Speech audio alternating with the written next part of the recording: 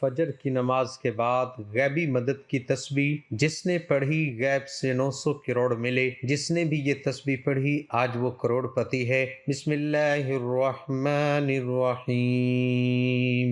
محترم ناظرین، یہ وظیفہ جو آپ دیکھ رہے ہیں یہ اتنا خاص وظیفہ ہے کہ آپ کو فوری اگر بڑی رقم چاہیے، مثال کے طور پر آپ کو 25 یا 50 لاکھ کی فوری ضرورت پڑ گئی ہے تو یہ وظیفہ آپ پڑھ لینا، اور ایسا وظیفہ ہے کہ صبح آپ پڑھ لو تو شام تک پیسوں کا بندوبست ہو جاتا ہے، شام کو رات کو پڑھ لو تو صبح تک پیسوں کا بندوبست لازمی ہو جاتا ہے۔ یوں تو قرآن پاک کی ہر صورت اپنے اندر فضیلت اور بلند درجہ رکھتی ہے، لیکن اللہ تعالیٰ کی یہ صورت بہت ہی زیادہ بابرکت اور فضیلت والی ہے۔ یہ صورت پڑھنے سے آپ کے تمام مسائل حل ہو جاتے ہیں، وہ مسائل رزق کے ہوں، قرض کے ہوں، مرض ہو، تنگ دستی ہو، غربت ہو، ہر چیز سے نجات کے لیے بہت ہی مفید ہے۔ قرآن پاک کی تلاوت کرنے سے بہت زیادہ ثواب اور اجر ملتا ہے۔ قرآن پاک کا ایک ایک لفظ پڑھنے سے بہت زیادہ اجر و ثواب کی بشارت دی گئی ہے۔ قرآن پاک کی تلاوت کو اپنی زندگی کا معمول بنا لینا چاہیے تو آپ کی زندگی پرسکون اور مطمئن گزرے گی انشاءاللہ۔ قرآن مجید پڑھنے کے بارے میں ارشاد فرمایا گیا ہے کہ جیسا کہ نبی صلی اللہ علیہ وسلم کا ارشاد ہے کہ اعمال کا دار و مدار نیتوں پر ہے۔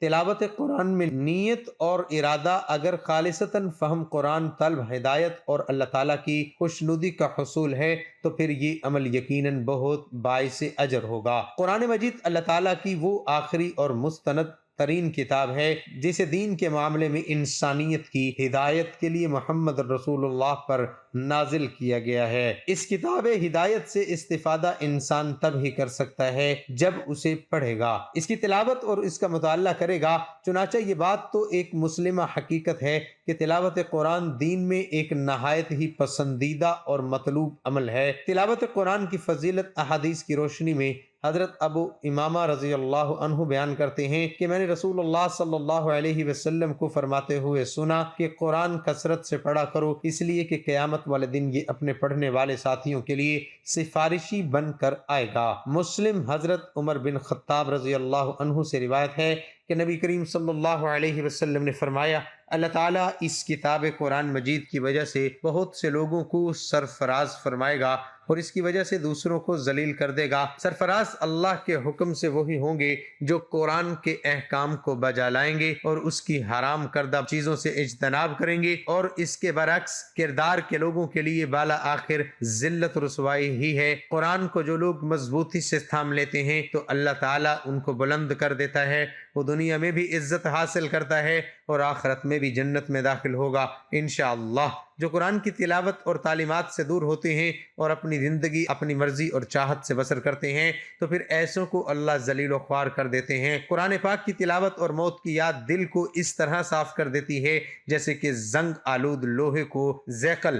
جو شخص کے قرآن پاک کی تلاوت میں اپنا مشغول ہو کے کوئی دعا مانگ سکے تو خداوند تعالیٰ اس کو مانگنے والوں سے زیادہ دیتا ہے۔ محترم ناظرین، یہ اتنا آزمودہ وظیفہ ہے، یہ اتنا خاص وظیفہ ہے کہ کہاں سے پیسہ آتا ہے بندے کی خود سمجھ ہی نہیں آتا کہ یہ دولت، یہ پیسہ، یہ غیبی مدد کہاں سے آ گئی۔ میرے دوستو، بھائیوں، میری بہنوں، میرے بزرگوں، آپ لوگوں کے لیے آج جو آپ لوگ مجھے کمنٹ کرتے ہیں ان تمام لوگوں کے لیے، اور جو نہیں بھی کرتے ان کے لیے، جو پریشان حال ہیں، جو پریشانی میں خاص طور پر جن کی پیسوں کی پریشانی ہے، یہ وظیفہ پیسوں کے لیے، رزق کے لیے، دولت کے لیے، فوری مدد کے لیے آپ لوگ لازمی کر لینا۔ بہت ہی آسان سا وظیفہ ہے، اتنا خاص اور مجرب وظیفہ ہے کہ اس کو پڑھنے والا اگر اپنی زندگی میں ایک بار یہ وظیفہ پڑھ لے، پوری زندگی وہ پھر اس وظیفے کو چھوڑتا نہیں ہے، وہ یہ وظیفہ روزانہ پڑھتا ہے۔ انشاءاللہ اگر آپ یہ وظیفہ کر لو گی، آپ کو جتنی بڑی رقم کی ضرورت پڑ جائے فوری طور پر آپ کو ملے گی۔ میرے ناظرین، وہ تمام لوگ جو بے شمار وظائف کرتے رہتے ہیں اور کمنٹ بھی کرتے رہتے ہیں، ہم بہت سارے وظائف کرتے ہیں، ہمیں کوئی فائدہ ہی نہیں ہوتا، تو آج وہ تمام دوست احباب بہنیں اس وظیفے کو لازمی کر لیں۔ یہ وظیفہ آپ کو فجر کی نماز کے بعد کرنا ہے۔ گھر میں اگر موجود ہوں تو بہت اچھی بات ہے،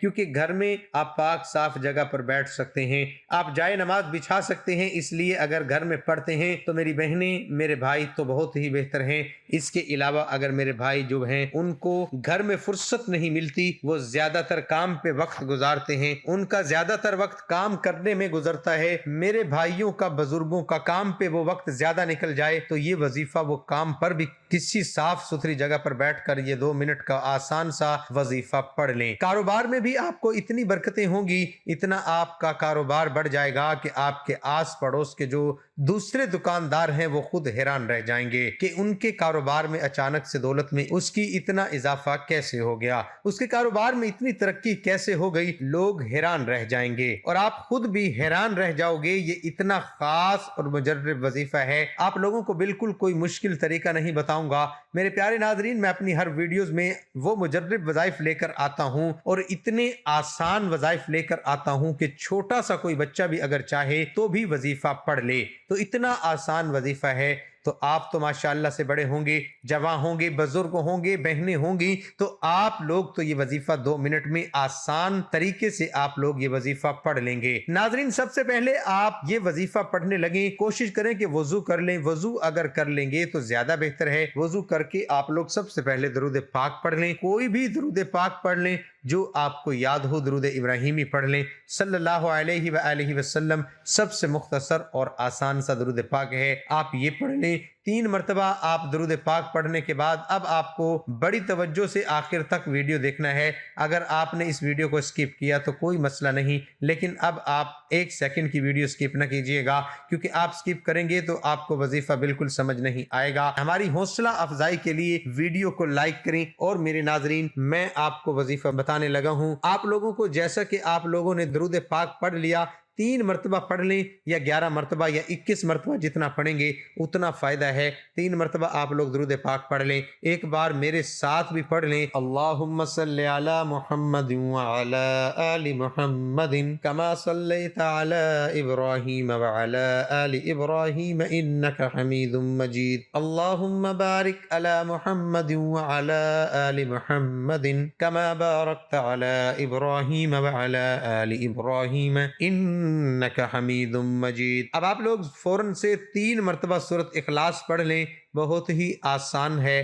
سورۃ اخلاص اگر آپ کو یاد ہو تو ٹھیک، نہیں تو آپ لوگ دیکھ کر بھی پڑھ سکتے ہیں۔ میں پڑھ کر سناتا ہوں، آپ لوگ ضرور سنیے گا، آپ کو سننے سے بھی فائدہ ہوگا۔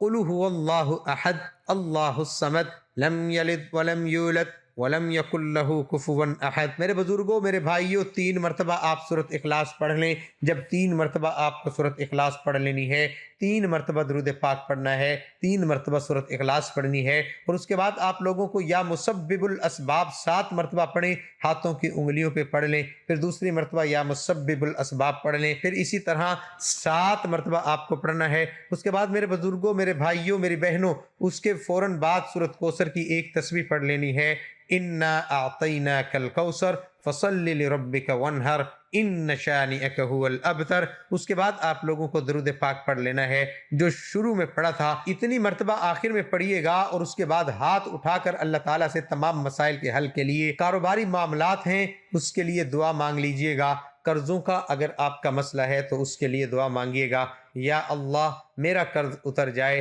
اس طرح نوکری اگر چاہتے ہیں تو نوکری کے لیے دعا مانگ لیجئے گا، گھر میں خیر و برکت نہیں ہے تو اس کے لیے دعا مانگ لیجئے گا، کوئی بڑی رقم چاہیے تو اس کے لیے دعا مانگ لیجئے گا، اللہ پاک ضرور کرم فرمائیں گے۔ اپنی تمام پریشانیوں کے لیے، حاجتوں کے لیے اللہ پاک ضرور کرم فرمائیں گے۔ آقا اور بندے کا رشتہ مضبوط ہوتا ہے، چاہے جتنی خوشحالی آ جائے اور جتنی آرام و سکون کی زندگی گزر ہو، بندے کو کبھی بھی پروردگار کی نافرمانی نہیں کرنی چاہیے۔ دعا سے جہاں آقا اور بندے کا رشتہ مضبوط ہوتا ہے اور تعلق استوار ہوتا ہے، وہیں اس سے بندہ اپنی عاجزی انکساری اور بندگی کا اعتراف بھی کرتا ہے۔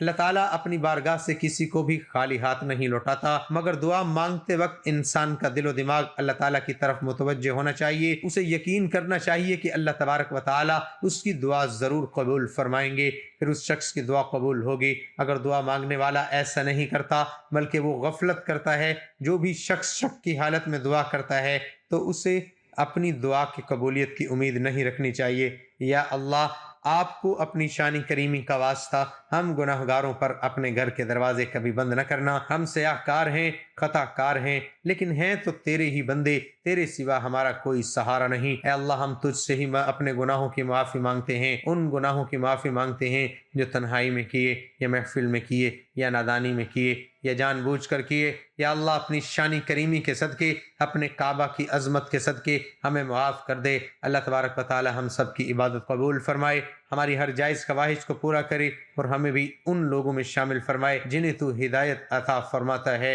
اور جو صراط مستقیم پر چلتے ہیں، جو توبہ کرتے ہیں اور جن کی توبہ تو لازمی قبول کرتا ہے۔ یا اللہ ہم پر رحم فرما اور ہمیں ہمارے والدین کی بخشش کا ذریعہ بنا۔ اللہ تعالیٰ سے دعا ہے کہ اے میرے پروردگار مجھے نماز قائم کرنے والا بنا دے اور میری اولاد کو بھی، اور ہماری دعا قبول فرما۔ اے اللہ مجھے اور میرے والدین کو اور سب ایمان والوں کو اس دن معاف کر دینا جب حساب و کتاب ہوگا۔ ہمارے رب ہم ایمان لائے، ہماری خطاؤں سے درگزر فرما، ہمیں آتش دوزخ سے بچا لے۔ تمام حضرات نماز کا اہتمام لازمی کریں کیونکہ نماز پڑھنا ہر مسلمان مرد عورت پر فرض ہے۔ بے شک نماز بے حیائی اور برائی سے روکتی ہے، نماز شیطان کا منہ کالا کرتی ہے۔ مسلمان کی پہچان اس کی نماز ہے۔ اللہ تعالی ہم سب کو 5 وقت نماز باجماعت ادا کرنے کی توفیق عطا فرمائے۔ اللہ ہم سب کا حامی و ناصر ہو، آمین ثم آمین۔ ناظرین کمنٹ باکس میں اللہ تعالیٰ کے 99 ناموں میں سے ایک نام ضرور لکھا کریں۔